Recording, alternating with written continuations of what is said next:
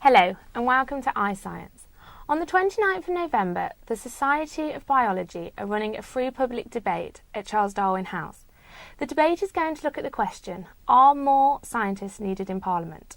Today, I'm joined by the event organiser, Harry Diantes, who's going to be telling me a little bit more about what the debate's going to look at, the key issues and the panel. So, Harry, thank you for joining me today. Thanks for having me on. Could you start by telling me a little bit more about why you wanted to organise the debate? Absolutely. So I did my dissertation here at Imperial College in science communication, and my dissertation examined this very issue, and I interviewed a number of stakeholders from sort of science and government to try and address this issue. And so sort of while I was doing it, when I was interviewing Evan Harris, he became very animated and he was sort of saying, well, I'd like to get into a room with the people that are saying this and put them straight. So I thought, well, a debate would be a good place to do this. So I sort of started asking around, and the Society of Biology seemed like quite an obvious choice because they're quite a young society, so they're more likely to sort of do a new event.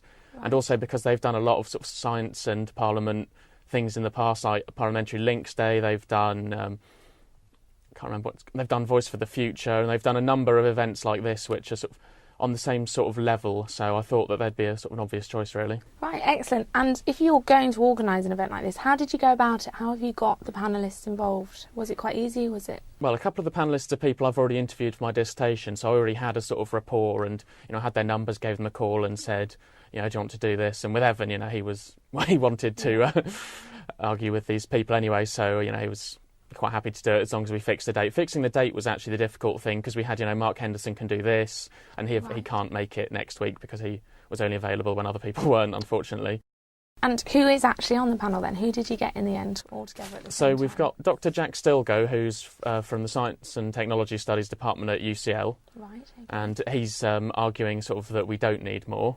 Right. And we've also got Evan Harris, who's the the former MP of Oxford West and Abingdon, Lib Dem, and he's arguing very strongly that we don't need more scientists in Parliament, which I think is quite interesting considering he used to be what you would call a scientist in Parliament. And then on the other side we've got Dr. Philip Lee, who's a Conservative MP, and he is arguing very strongly that we do need more. He's a doctor, a medical doctor, he's a GP, and he's also an MP, a Tory MP, and he's saying that we do.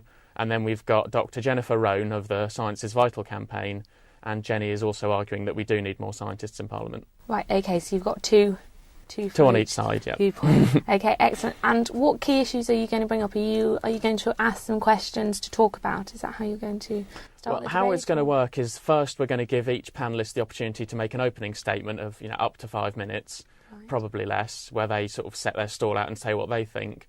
And then the chair, who is as yet unconfirmed, will mediate the debate by asking the panellists questions, and then they will debate with each other for something like an hour, and then we'll open it up to the floor and the audience will have the opportunity to ask their questions about the event.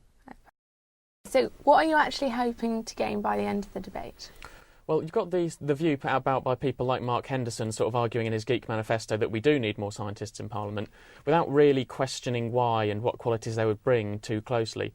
So I sort of wanted to challenge this view and step back a bit and say, hang on, what would this actually achieve? And if you look at the poll on the Society of Biology website, we've got 96% of people voting in it saying, yes, we do need more, which is very interesting. And hopefully after the debate, a few of those people may have changed their minds or at least had a bit of a think about what we actually mean when we say that. Right, OK, well, that's great. Thank you ever so much for joining us today. And I know personally, I'm really looking forward to going to see the debate. So thank you.